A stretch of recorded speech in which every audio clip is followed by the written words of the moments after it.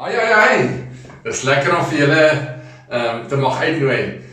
Ek en elkeen van julle, as ons kinders van die Here is, het gawe, talente en passies van die Here ontvang om hom mee te kan dien en te kan groot maak.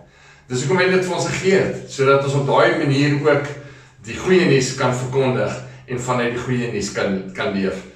Soos wat ons hier by mekaar is, het van julle juis gawes, talente en passies gekry vir musiek.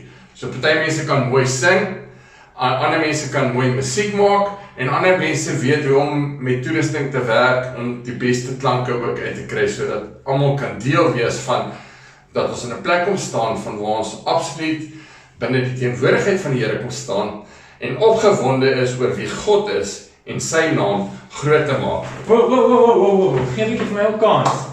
Hallo vriende, ja, soos julle gehoor het my kollega sê, ons het almal talente en ons wil julle almal nooi om deel te wees. As jy in jou hart voel en Here praat met jou, kom wees deel, maar ons het 'n baie belangrike gedeelte wat ons ook met jou wil deel. Hierdie hele bediening gaan fokus om op God se verskil, soos ons gemeente se visie is, ook uit te lewe in alles wat hulle doen.